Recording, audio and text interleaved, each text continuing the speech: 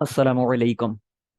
David जे Griffiths की electrodynamics fourth edition करनी है हमने। इसकी एग्जांपल नंबर 2.1 यानी सेकंड चैप्टर की फर्स्ट एग्जांपल। देखें स्टेटमेंट क्या है। ये फोर्थ एडिशन जो मेरे पास है इसके मुताबिक तो पेज नंबर 62 पे है। आपके आपके पास जो बुक है उसके मुताबिक ये चेंज भी हो सकता है, बहरहाल देख लीजिएगा। देखें यहाँ पे कहता है कि find the electric field a distance z above the midpoint between the two equal charges q a distance d apart। यानी ये दो चार्जेस हैं हमारे पास, Q1 और Q2, इनके नाम हमने रख दिए। दोनों का चार्ज सेम है, Q चार्ज है। यहाँ पे मैंने अलग अलग नाम रखे हैं, आगे चल के हम सेम कर देंगे।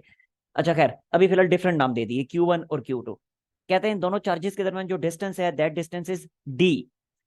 कहते हैं इन दोनों का जो मिड पॉइंट है उस मिड पॉइंट से वर्टिकल डिस्टेंस Z पे एक पॉइंट है इस जगह पे। तो कहता है बताएं उस पॉइंट पे नेट इलेक्ट्रिक फील्ड कितनी होगी, ये हमने फाइंड करनी है। तो देखें पहले हम इस फिगर को कंप्लीट कर लेते हैं।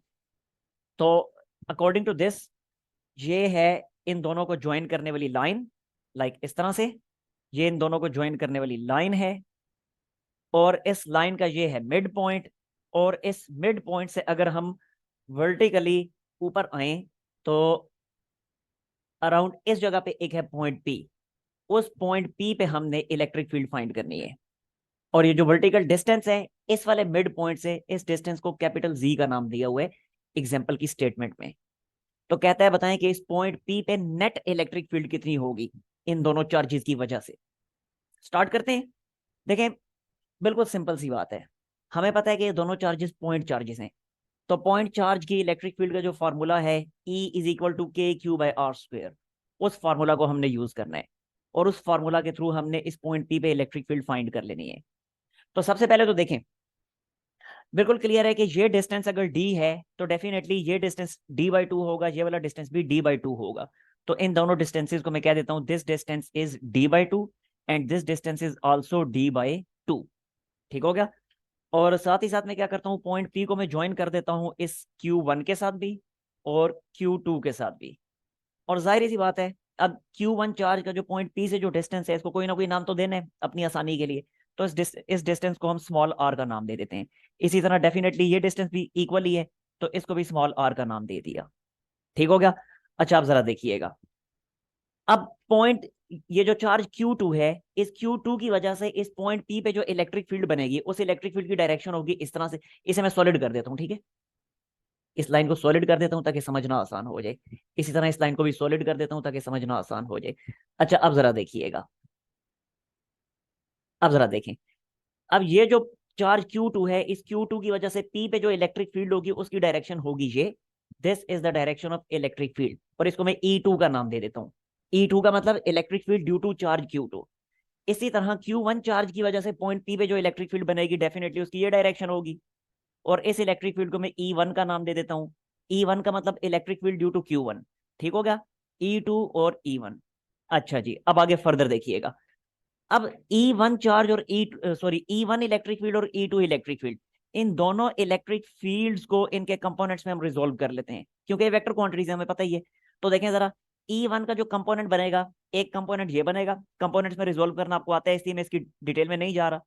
एक कंपोनेंट इसका ये बनेगा एक्स एक्सिस के अलोंग, तो इसको मैंने कह दिया E1x। E1x ठीक होगा। और इसी तरह इसका जो वर्टिकल कंपोनेंट बनेगा वो आपको पता ही है ऐसे अपवर्ड डायरेक्शन में बनेगा, लाइक इस तरह से। इसको मैंने नाम दे दिया E1y। इसी तरह आप E2 को जरा देखिएगा। E2 का एक्स एक्सिस के अलोंग कंपोनेंट ये वाला बनेगा इस डायरेक्शन में, जो कि होगा E2x। और इसी तरह इसका वर्टिकल डायरेक्शन में कंपोनेंट ये बनेगा जो कि होगा E2y। अब जरा गौर से देखें तो E1x और E2x ये दोनों कंपोनेंट्स जो हैं ये एक दूसरे के एग्जैक्टली ऑपोजिट हैं और मैग्नीट्यूड में इक्वल हैं। क्यों इक्वल हैं? क्योंकि दोनों चार्जेस जो हैं इन दोनों चार्जेस का मैग्नीट्यूड सेम है। क्वेश्चन में हमें बता दिया गया है कि Q1 का मैग्नीट्यूड और Q2 का मैग्नीट्यूड, इन दोनों मैग्नीट्यूड को Q का नाम दिया हुआ है, यानी सेम मैग्नीट्यूड है। तो जब ये दोनों Q1 और Q2 का मैग्नीट्यूड सेम है तो डेफिनेटली इनके एक्स कंपोनेंट्स भी इक्वल होंगे मैग्नीट्यूड में। डायरेक्शन में तो ऑपोजिट है ही, लिहाजा ये एक दूसरे के इफेक्ट को कैंसल आउट कर देंगे। तो इन दोनों को E1x और E2x पे मैं क्रॉस लगा देता हूँ। ये तो गए खत्म हो गए। इसका मतलब है जो नेट इलेक्ट्रिक फील्ड होगी वो किस डायरेक्शन में है, वो वाई कंपोनेंट्स की वजह से है। तो लिहाजा जब net electric field y components की वजह से है तो नेट इलेक्ट्रिक फील्ड होगी अपवर्ड डायरेक्शन में। इसलिए पॉइंट पी पे जो हमें इलेक्ट्रिक फील्ड मिलेगी वो मिलेगी अपवर्ड डायरेक्शन में। ठीक हो गया। अच्छा, पॉइंट पी पे इलेक्ट्रिक फील्ड की डायरेक्शन तो हमें पता चल गई, इधर मैं ड्रॉ भी कर देता हूँ चलें आसानी के लिए। तो ये है नेट इलेक्ट्रिक फील्ड हमारी, नेट इलेक्ट्रिक फील्ड ई, जो कि अपवर्ड डायरेक्शन में है। ठीक हो गया। तो पॉइंट पी पे नेट इलेक्ट्रिक फील्ड की डायरेक्शन तो हमें मिल गई। अब हम उस पॉइंट पी पे नेट इलेक्ट्रिक फील्ड का मैग्नीट्यूड भी फाइंड कर लेते हैं। तो बहुत आसान है मैग्नीट्यूड फाइंड करना, देखिएगा जरा गौर से अब इस चीज को। स्टार्ट करते हैं हम। तो मैं ये कहूंगा फिर कि total electric field at point P क्या होगी, total electric field at point P वो होगी E1 का y कंपोनेंट प्लस E2 का y कंपोनेंट, क्योंकि x कंपोनेंट्स तो खत्म हो चुके हैं ना, सिर्फ y कंपोनेंट्स की वजह से है। तो E1 का y कंपोनेंट प्लस E2 का y कंपोनेंट। अब y कंपोनेंट है तो डेफिनेटली फिर हमें एंगल्स कंपोनेंट्स जब भी होते हैं x कंपोनेंट या y कंपोनेंट, तो हमें पता है वो साइन थीटा या कोस थीटा की टर्म में लिखे जाते हैं। तो साइन थीटा कोस थीटा की टर्म में लिखने के लिए हमें एंगल की जरूरत पड़ेगी। तो यहाँ पे एंगल को डिस्कस कर लें। आप चाहें तो इधर बनने वाला जो एंगल है इसे थीटा कह लें या इस वाले एंगल को थीटा कह लें, ये आपकी अपनी चॉइस है। मैं बुक के मुताबिक चल लेता हूँ तो मैं इसी वाले एंगल को थीटा कह देता हूँ। ठीक हो गया। तो देखिएगा जरा, इस लाइन को पहले मैं सॉलिड कर देता हूँ ताकि आपको इजीली जो है ना आपके लिए विजिबल हो जाइए। ये लें जी। अब जरा देखें, अब इधर जो बनने वाला एंगल है इस एंगल को मैं नाम दे देता हूँ थीटा का, दिस एंगल इज थीटा। इसी तरह ये वाला एंगल भी थीटा होगा, डेफिनेटली इक्वल एंगल्स हैं, पता ही है आपको, समझाने की जरूरत नहीं है। तो इन दोनों एंगल्स को मैंने थीटा का नाम दे दिया। अब जरा देखें, अब थीटा के सामने वाला कंपोनेंट हमें पता है साइन थीटा के साथ होता है और दूसरा कंपोनेंट कोस थीटा के साथ होता है। अब थीटा के सामने एक्स कंपोनेंट था जो साइन थीटा के साथ था, वो तो कैंसल आउट हो चुका। अब बाकी सिर्फ वाई कंपोनेंट बचा है, तो इसको कोस थीटा के साथ लिखा जाएगा। ठीक हो गया। तो इसलिए E1 y को मैं क्या लिखूंगा, इसे मैं लिखूंगा E1 cos ऑफ थीटा, और इसी तरह क्या लिखूंगा E2 cos ऑफ थीटा। आगे समझ बात की। अच्छा आप जरा देखें, E1, E1 is electric field, E2 is electric field. E1 कौन सी इलेक्ट्रिक फील्ड है, Q1 चार्ज की वजह से, और जाहिर सी बात है दोनों चार्जेस पॉइंट चार्जेस हैं, तो पॉइंट चार्ज का हम फार्मूला यूज कर लेंगे। हमें पता है पॉइंट चार्ज का फार्मूला क्या होता है, इलेक्ट्रिक फील्ड पॉइंट चार्ज की वजह से क्या होती है, KQ/R², यही होती है ना। तो यहाँ पे यही वाला फार्मूला मैं यूज कर लूंगा, ये मैं लिखूंगा K, और E1 Q1 की वजह से है तो लिखूंगा Q1 डिवाइडेड बाई R²। आगे cos थीटा को फिलहाल मैं ऐसे ही लिख देता हूँ। अच्छा, डिस्टेंस को मैंने R की फॉर्म में क्यों लिखा, क्योंकि जाहिर सी बात है इस चार्ज का हमारे रिक्वायर्ड पॉइंट से जो डिस्टेंस है, रिक्वायर्ड पॉइंट यानी जिस पॉइंट पे इलेक्ट्रिक फील्ड फाइंड करनी है, हमारे उस रिक्वायर्ड पॉइंट का हमारे चार्ज से जो डिस्टेंस है उस डिस्टेंस को हम R का नाम दिए बैठे हैं, दैट्स व्हाई मैंने R लिखा। और इसी तरह इसके लिए भी क्या लिखा जाएगा, E2 के लिए ये भी लिखा जाएगा KQ2 divided by R²। cos theta को मैंने एज इट इज लिख दिया। अब cos थीटा की वैल्यू हम फाइंड कर लेते हैं बाय यूजिंग दीज ट्राइंगल्स। तो आपके लिए बहुत आसान है, मैं अब यहाँ पे इस चीज को एक्सप्लेन नहीं कर रहा कि cos थीटा की वैल्यू कैसे आएगी, जस्ट मैं लिख रहा हूँ। तो ये लिखा KQ1/R², और cos थीटा की वैल्यू देख लें। cos थीटा, चलिए एक्सप्लेन कर ही देता हूँ, कंफ्यूजन हो जाएगी फिर आप लोगों को, हो सकती है, सबको नहीं, बाजों को हो सकती है। cos थीटा में पता है क्या होता है, base by hypotenuse, base by hypotenuse. अब थीटा के साथ वाला जो कंपोनेंट होता है वो बेस होती है, तो ये थीटा के साथ वाला कंपोनेंट है, तो ये पूरी बेस है और इसको जी का नाम दिया हुआ है। ठीक है, तो ये बनेगा that will be equal to G. और हाइपोटेन्यूज क्या होता है, 90 के ऑपोजिट हाइपोटेन्यूज होता है, तो 90 के ऑपोजिट ये हाइपोटेन्यूज है जिसको आर का नाम दिए बैठे हम, तो जी बाय आर। ठीक हो गया। तो इसलिए cos थीटा की जगह मैंने क्या लिख दिया, लिख दिया जी डिवाइडेड बाय आर। ऐसे ही यहाँ पे भी देख लें KQ2/R², और यहाँ पे भी लिखा जी डिवाइडेड बाय आर। ठीक हो गया जी। और साथ ही साथ Q1 और Q2 का मैग्नीट्यूड सेम है और दोनों को Q का नाम दिया हुआ है, तो लिहाजा इनको मैं Q का नाम दे देता हूं। तो खुद देखें जरा, इधर भी जब मैं Q लिखूंगा इधर भी Q लिखूंगा, तो ये दोनों के दोनों जो फैक्टर्स है, ये वाला पूरा यानी ये पूरा फ्रैक्शन और ये पूरा फ्रैक्शन, ये सेम हो जाएंगे, क्योंकि अभी तक इनमें डिफरेंस सिर्फ Q1 और Q2 का है। तो जब Q1 Q2 की जगह मैं Q लिख दूंगा तो ये सेम हो जाएंगे और उसके बाद ऐड हो जाएंगे, तो डायरेक्टली मैं लिख देता हूँ 2KQ, और बनेगा नीचे R³। आगे समझ बात की। अब बहुत आसान हो गया काम। अब R किसके इक्वल है, R तो अननोन है, R तो अननोन है, वो तो हमने खुद अपनी आसानी के लिए इंट्रोड्यूस करवाया हुआ है। जो नॉन है वो क्वेश्चन में बता दिए हैं, और कौन कौन से बताए हैं क्वेश्चन में, नॉन ये है Z, और इतना डिस्टेंस जो है ये है D/2। ठीक हो गया। तो according to Pythagoras theorem, Pythagoras theorem के मुताबिक अगर मैं ये जो दो राइट ट्रायंगल्स बन रही हैं इस लाइन के उधर और इधर, जो दो राइट ट्रायंगल्स बन रही हैं उनमें से किसी एक पे भी अगर मैं पैथागोरस थ्योरम अप्लाई कर देता हूं, तो उसके मुताबिक बनेगा r square is equal to g square plus D by two square. आगे समझ बात की। और यहां से आर किसके इक्वल आ जाएगा, फिर वो बनेगा G square plus D by two square, और ये होल पावर 1/2 स्क्वायर रूट लेंगे डेफिनेटली। ठीक है, तो इसलिए आर क्यूब की जगह, अब ये आर की जगह आर की ये वाली वैल्यू अब मैं वहां पे पुट कर रहा हूं। तो देखें जरा, आर की ये वैल्यू जब मैं पुट करूंगा तो ये क्या बन जाएगा, ये बन जाएगा this is equal to 2k q divided by, r की जगह ये सारा मैं लिख रहा हूं, ये है G square plus D by two square whole power 1/2। ठीक हो गया जी, और ये आंसर हमारे पास आ चुके हैं। अब फर्दर एक स्पेशल केस हम देख लेते हैं, लेकिन पहले मैं उस साइड से बोर्ड साफ कर लूं।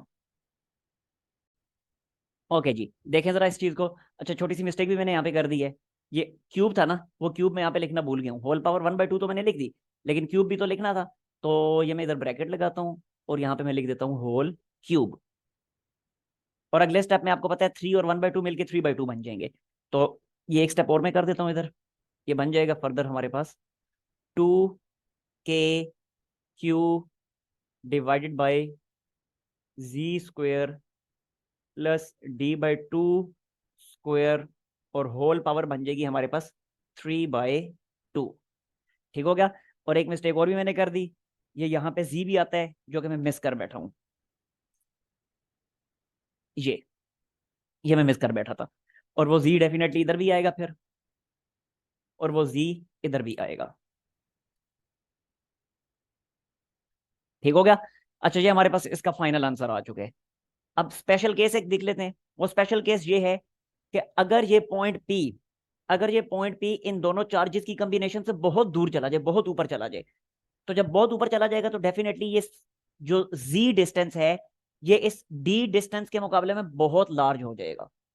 तो ऐसी सिचुएशन में फिर हम क्या करेंगे, ऐसी सिचुएशन में फिर इसको ऐसे लिखेंगे, देखें जरा, if z is very very very greater than d, अगर z जो है वो d से बहुत ग्रेटर हो जाए, तो डेफिनेटली फिर ये वाले जो ब्रैकेट के अंदर जो एक्सप्रेशन है डिनोमिनेटर में, G square plus D by two square, ये अप्रोक्सीमेटली किसके इक्वल हो जाएगा, ये अप्रोक्सीमेटली जी स्क्वायर के इक्वल हो जाएगा। ऐसा ही है ना, ये अप्रोक्सीमेटली जी स्क्वायर के इक्वल हो जाएगा, क्योंकि जी डी से बहुत ग्रेटर हो चुका है, तो ये वाला फैक्टर तो इसके मुकाबले में नेग्लेजिबल हो जाएगा, तो लिहाजा ये पूरे का पूरा जो है वो ऑलमोस्ट जी स्क्वायर के इक्वल हो जाएगा। तो अब यही इक्वेशन क्या बनेगी हमारे पास, तो इस इक्वेशन वन को हम क्या लिखेंगे, नाउ इक्वेशन वन इम्प्लाइज, अब इक्वेशन वन ये बन जाएगी, electric field at point p will be equal to क्या, 2k q g divided by ये सारे का सारा जी स्क्वायर होल पावर 3/2। अब बिल्कुल क्लियर है कि ये 2 और ये वाला 2 कैंसिल हो जाएंगे पावर में, और बाकी जो हमारे पास बचेगा वो ये होगा, electric field at point p is equal to 2k q g divided by ये बन जाएगा जी क्यूब। अब अगेन देखें, ऊपर जी और ये नीचे क्यूब कैंसिल होंगे, तो बनेगा 2k Q by ji square. अब थोड़ा गौर से देखें, ये तो बिल्कुल पॉइंट चार्ज वाला एक्सप्रेशन नहीं बन गया, electric field due two point charge, वो भी तो यही होता है के क्यू बाई आर स्क्वायर। अब यहाँ पे चले के नहीं है तो 2k आ गया, बट इट डजेंट मैटर। देखिएगा जरा इसको, अगर मैं थोड़ा सा इसको मॉडिफाई करूं तो ये कुछ इस तरह से बनेगा, देखें जरा, थोड़ा सा इसको अगर मैं मॉडिफाई करूं तो ये कुछ इस तरह से चीज बन गई है, के 2q divided by ji square. अब जरा देखें, पॉइंट चार्ज का होता है के क्यू बाई आर स्क्वायर, तो यहाँ पे क्यू हो या 2q हो, है तो चार्ज का मैग्नीट्यूड ही ना। उस के क्यू बाई आर स्क्वायर में क्यू जो होता है वो भी तो चार्ज का मैग्नीट्यूड होता है, यहाँ पे 2q जो है ये चार्ज का मैग्नीट्यूड है, तो इट डजेंट मैटर क्यू है या 2q है, एक्सप्रेशन तो वही पॉइंट चार्ज वाला बन गया। तो इसका साफ मतलब ये हुआ कि जब पॉइंट पी जो है इन दोनों चार्जेस से बहुत दूर चला जाए, तो उस सूरत में इन दोनों चार्जेस की जो कॉम्बिनेशन है वो एक सिंगल पॉइंट चार्ज की तरह बिहेव करने लग जाएगी। ये मैथमेटिकल एक्सप्रेशन हमें यही बता रहा है। ठीक हो गया जी। नेक्स्ट टाइम इंशाल्लाह प्रॉब्लम नंबर 2.2 को देखेंगे, तब तक के लिए अल्लाह हाफिज।